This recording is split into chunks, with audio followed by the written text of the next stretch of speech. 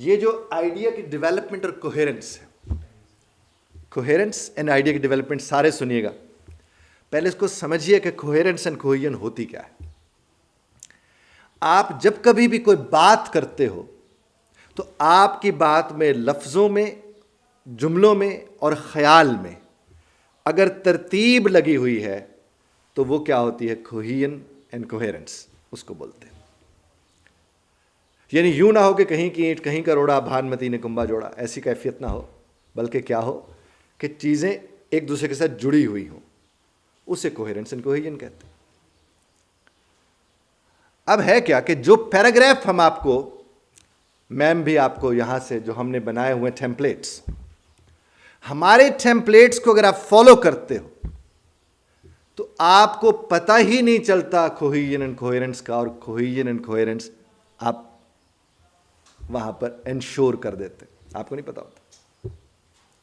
यानी आप सिर्फ वो ब्लैंक्स भरते जाते हैं, और यहां तक कि जो ब्लैंक्स आप भरे उसमें आइडिया भी डेवलप होता है, कोहेजन एंड कोहेरेंस भी होती है। वो कैसे होती है वो मैं आपसे अर्ज करता हूं। अभी वही मैंने कुछ देर पहले भी आपसे अर्ज किया था। ये मैं अब तीसरे सवाल का जवाब दे रहा हूं, यानी ये मेरी तीसरी वीडियो है आइडिया और कोहेरेंस के ऊपर। अब जरा गौर कीजिए, हमने वही बात जो मैंने कहा बसंत के बहुत से फायदे हैं। अब मैं पैराग्राफ राइटिंग भी आपको साथ ही साथ सिखाने जा रहा हूं, क्योंकि ये सारी चीजें मिक्स हुई हैं, इसमें बनी हुई हैं। बसंत के बहुत से फवायद हैं। द मोमेंट मैंने जिस घड़ी ये शेयर किया आपके साथ, तो इसको कहते हैं टॉपिक सेंटेंस। क्या कहते हैं? बसंत के बड़े फायदे, ये टॉपिक सेंटेंस है। और कोई भी पैराग्राफ जब शुरू होता है तो वो किससे होता है? Topic sentence. उसके बाद मैंने कहा जनाब फर्स्टली, जो ही मैंने फर्स्टली कहा, अब मैं मेन आइडिया दूंगा। क्या दूंगा? Firstly it gives us a chance of get together. पहला था Basant has many benefits. Firstly it gives us a chance of, सबसे पहले जनाब ये क्या करता है? ये हमें गेट टुगेदर का मौका फराहम करता है। अच्छा जनाब, ये हमें गेट टुगेदर का मौका फराहम करता है, समझ लिया हमने। जब मैंने कहा गेट टुगेदर का मौका फराहम करते तो मैंने दावा कर दिया। क्या कर दिया? अब दावा दलील का मोहताज होता है। जिस घड़ी मैंने कहा कि ये गेट टुगेदर का मौका फराहम करता है, मुझसे पूछेंगे कैसे जनाब? यही पूछेंगे ना। अब जब मैं कैसे का जवाब दूंगा तो मुझे लगाना पड़ेगा फॉर एग्जाम्पल। पहले मैंने कहा बसंत हैज मैनी बेनिफिट्स। दूसरे में कहा first it gives us a chance of get together. For example, जिस घड़ी मैंने कहा फॉर एग्जाम्पल, तो मैंने कहा for example people live in abroad, friends from the country, relatives and even neighbours gather at one place to celebrate it. यहां तक कि हमसाए एक ही जगह पे खड़े होते हैं और उसे सेलिब्रेट करते हैं। They listen to music, music को सुनते हैं, खूब खाबे शाबे होते हैं, खाना वाना खाते हैं। अब ये जो मैं सारी तफसील दे रहा हूं, ये आइडिया नहीं डेवलप कर रहा मैं, और ये मैं कौन से बात को समझाने की कोशिश कर रहा हूं कि बसंत के बड़े फायदे। और बसंत के बड़े फायदों में मैंने पहले बड़ा फायदा बताया, और पहला फायदा क्या था हमारा? और मैंने गेट टुगेदर जो फायदा है उसको साबित किया, और जिस घड़ी में उसको साबित कर चुका मैंने सेकेंडली लगाया। मैं फर्स्ट मेन आइडिया तो दे चुका, अब दूसरे मेन आइडिया की तरफ मैं गया। मैंने कहा सेकेंडली, अब सेकेंडली मैंने कहा it improves the image of a country. ये मुल्क के इमेज को इम्प्रूव करता,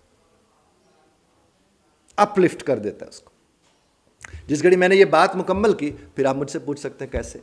अब मैंने वहां सेकेंडली लगाया था, अब मैं फॉर एग्जाम्पल लगा चुका। मैं कहूँगा फॉर इंस्टेंस।